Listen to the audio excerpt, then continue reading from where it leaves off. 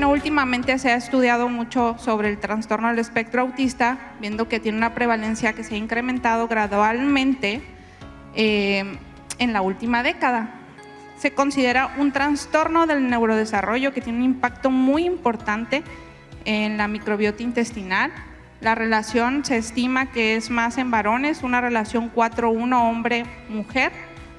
Y bueno, tiene una causa desconocida, puede ser multifactorial, hay factores ambientales, ya están descritos factores genéticos y anormalidades en el sistema entérico y neuroinmune. Y algo muy importante, como un factor epigenético, está la microbiota intestinal. Y bueno, como parte de manera general, debemos de recordar que la microbiota se encuentra no nada más a nivel del intestino, también tenemos microbiota en todo nuestro cuerpo, desde el conducto auditivo externo, en nuestra piel, fosas nasales, boca, orofaringe, uretra, conducto vaginal, y en este caso pues vamos a tratar a nivel intestinal. Nuestra microbiota intestinal es algo sumamente importante. Si ustedes ven, el intestino humano está conformado por más de 100 billones de especies habitantes. Es una comunidad muy compleja, es dinámica, tiene aproximadamente, la microbiota intestinal tiene un peso de 1 kilo, es bastante, y abarca pues todo nuestro tubo digestivo, ¿no? Como les mencionaba, es dinámico, nos sirve como sistema inmunológico, es parte de neurotransmisores, así como de vitaminas, y nos ayuda bastante a nivel del desarrollo cerebral. Yo digo que la microbiota intestinal lo es todo. De ahí derivan muchos problemas, no nada más el trastorno del espectro autista. Una alteración en nuestra microbiota intestinal a gran futuro en la vejez, incluso si no tenemos una microbiota intestinal adecuada, bien formada, que esté alterada, pues nos condiciona a muchos problemas en un futuro: demencia, ansiedad, un sinfín de problemas en cuanto a lo neurológico. Y bueno, nuestra microbiota intestinal está formado por bacterias, hongos, virus, algunos protozoos, parásitos, y todos estos son buenos, nos mantienen en armonía, nos mantienen en equilibrio, y eso hace que nuestro sistema digestivo, nuestra salud mental esté armónico. Generalmente así dividimos en grandes grupos, ya que la cantidad de bacterias es mucho más que de virus, de protozoos, y los podemos dividir en firmicutes, bacteroidetes, actinobacterias y proteobacterias. Esto es algo sumamente importante, saber cuáles son nuestras bacterias de manera normal que se encuentran en nuestra microbiota intestinal y tienen un efecto importante, ¿no? Si tenemos firmicutes y bacteroidetes, que son los que más tenemos al momento de nacer, fíjense bien la importancia. Los firmicutes inhiben la producción de citocinas proinflamatorias, nos protegen, así como producción de ácidos grasos de cadena corta, que es algo sumamente importante para el organismo, ya que es un productor de proteínas y de enzimas que nos ayudan a degradar muchas toxinas. En cambio, los bacteroidetes nos ayudan a una absorción adecuada de nutrientes. Entonces, si tenemos una buena cantidad de bacteroidetes, vamos a tener una buena absorción de nutrientes. Proteobacterias nos ayudan a la protección de colonización de agentes infecciosos, de toxinas. Acinetobacteria nos ayuda como una barrera intestinal muy importante e inhibe el proceso inflamatorio. Entonces, todo esto es súper importante mientras tengamos una microbiota intestinal estable, armónica, ¿ok? También tenemos hongos en alguna pequeña porción, parásitos y algunos virus. Y nuestra microbiota intestinal tiene sinfín de funciones, pero les voy a decir las más importantes. La función número 1 es favorecer la digestión de nutrientes. Va a absorber mientras una microbiota intestinal, mientras nuestras vellosidades intestinales estén bien, vamos a tener una adecuada absorción. Otra función va a ser que ayuda al buen funcionamiento del tubo digestivo. Va a evacuar bien el paciente, no va a tener distensión abdominal, no va a tener ningún problema en su función digestiva. Otro papel importante o tarea de la microbiota intestinal, pues como les comentaba, funciona como una barrera muy importante contra agentes patógenos y contra toxinas. Y otra tarea, número 4, es el papel defensivo en el desarrollo del sistema inmunitario, algo muy importante también. La microbiota intestinal es productora de anticuerpos, de interleucinas, de muchas sustancias que nos van a ayudar a actuar ante un proceso infeccioso, entre otras, porque también forma vitaminas, vitamina K, complejo B. Todo comienza, nuestra evolución de nuestra microbiota intestinal no es ahorita nada más, esto es desde que estamos en la pancita de mamá, en la concepción, en la gestación. No sé si en algún momento, yo creo que sí, han escuchado los primeros 1000 días, que es sumamente importante para un niño acerca de la microbiota intestinal, y todo parte desde la gestación.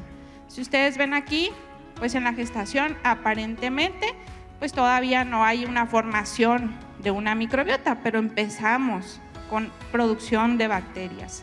Si ustedes ven aquí, al nacimiento, todo depende de la vía de nacimiento, si es por parto, si es por cesárea, cambia mucho la composición de la microbiota intestinal. Y así, conforme vamos creciendo, se va formando nuestra microbiota intestinal, hasta llegar a los primeros 1000 días. De ahí tenemos una microbiota intestinal aceptable. Conforme vamos creciendo, se dice que llegar a la adolescencia, nuestra microbiota intestinal ya es como una microbiota intestinal de un adulto. Y con esa es única, nadie más va a tener una microbiota intestinal similar a la de nosotros, de manera normal. Este es un artículo que compara la microbiota intestinal desde que pues está en útero, cuando nace el bebé, dependiendo del tipo de alimentación, ¿sí? A lo mejor no sé si se logra diferenciar, pero un niño que es alimentado con seno materno es diferente la composición de la microbiota intestinal, ¿sí? Existen más bacteroidetes y firmicutes, en cambio si es alimentado con fórmula pues disminuye un poquito esa microbiota, ¿no? No quiere decir que sea mala, simplemente que es diferente un poco. Si ustedes ven aquí, en un niño un poquito más, pues ya grandecito, edad escolar, nuestra microbiota, si él está sano, pues están los bacteroidetes con mayor porcentaje.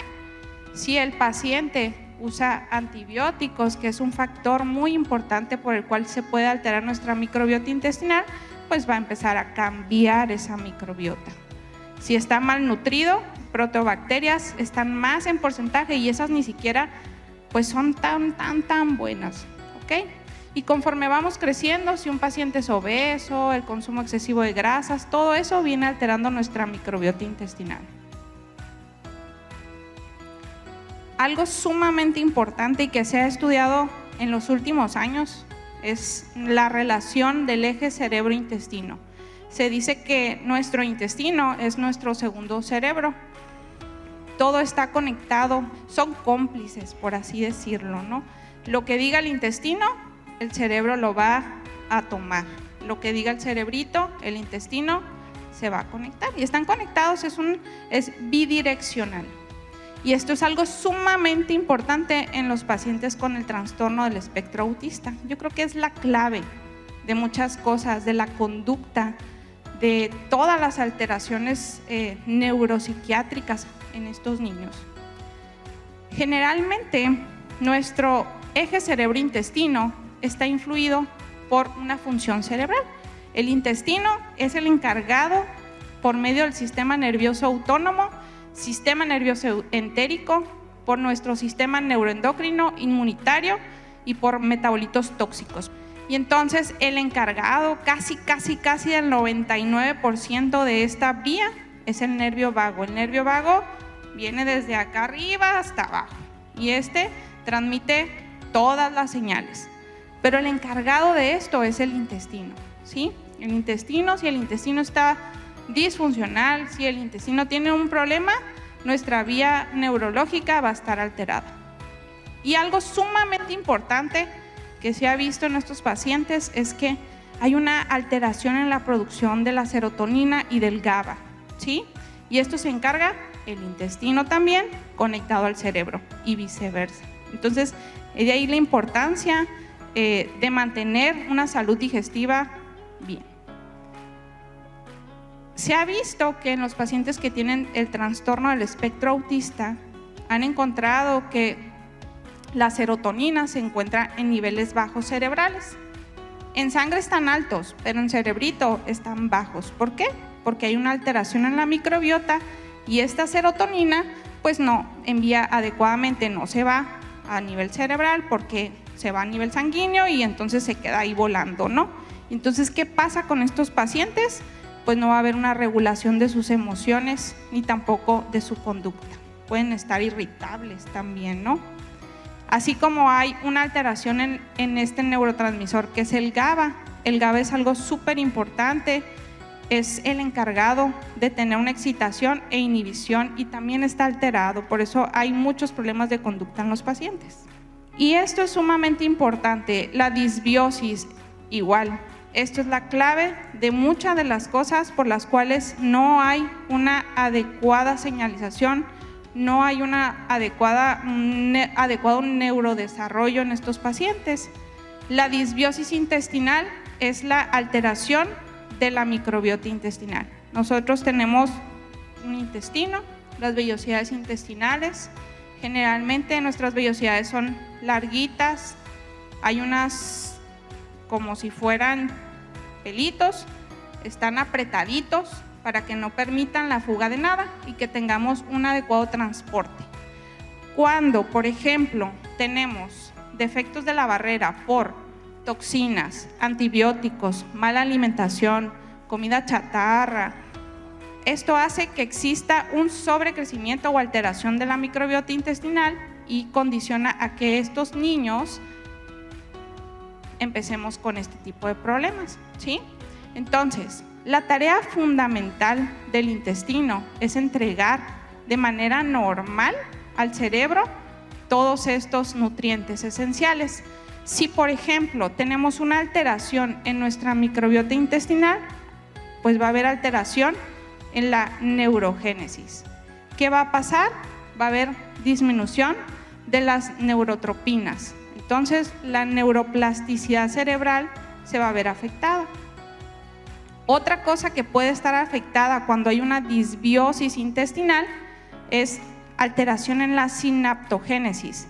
Generalmente, cuando un niño aprende, hay miles de conexiones neuronales. Si no tenemos una adecuada sinaptogénesis por alteración en la microbiota intestinal, pues vamos a tener problemas en memoria, en concentración, por ejemplo, ¿no? Entonces, tener una microbiota intestinal creo que estable, bonita, va más allá de sentirnos bien a nivel digestivo, ¿no? ¿Y qué factores pueden alterar la microbiota intestinal? Muchísimos. Desde el embarazo, el uso de antibióticos, diabetes gestacional, nuestra alimentación en el embarazo, alimentación alta en grasa, otros factores al nacimiento, vía vaginal, vía cesárea, tipo de alimentación, seno materno, uso de antibióticos a temprana edad, también pueden condicionar que se afecte la microbiota intestinal. Y bueno, ¿por qué hablamos tanto de la microbiota intestinal? Pues como les comento, tiene un gran impacto a nivel de los neurotransmisores. Se estima que hasta un 48.6% de los pacientes con TEA van a tener problemas digestivos. Yo digo que más, muchísimos más. Esto es a nivel mundial, ¿no? Y esto es a causa de una disbiosis. ¿Qué va a pasar con estos pacientes? Lo que les comentaba. Va a haber alteración en los metabolitos bacterianos, el paciente va a tener un intestino permeable, va a haber efecto, se considera que es un efecto potencial para generar TEA, y los pacientes van a cursar generalmente casi un 70%, pudiera decir, los niños llegan con problemas para evacuar.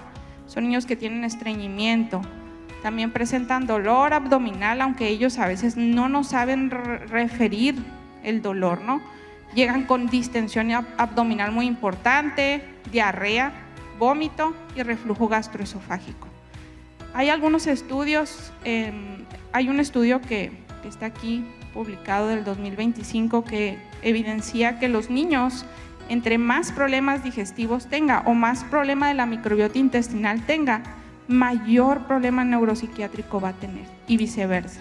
¿Okay? Si un paciente no está controlado, hay pacientes que tienen convulsiones y tienen problemas de reflujo, mientras no se controle o uno u otro, no va a haber una mejoría de ninguno de los dos.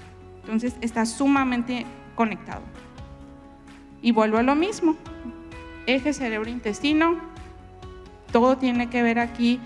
Si la microbiota no está bien, el cerebro tampoco va a andar al 100. Bueno, y entonces llegan a la consulta los pacientes y dicen, bueno, doctora, tengo estreñimiento, viene por distensión abdominal, ¿qué podemos hacer? Hay muchas vertientes en este tipo de pacientes.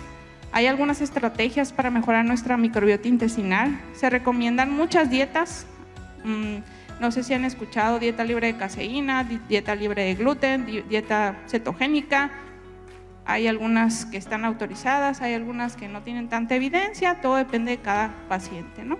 Hay una terapia dirigida a microbios intestinales, antibióticos, no está demostrado, al menos que se demuestre que el paciente tiene sobrecrecimiento bacteriano, pues ahí vamos a emplear un antibiótico específico para eso y no es por largo tiempo.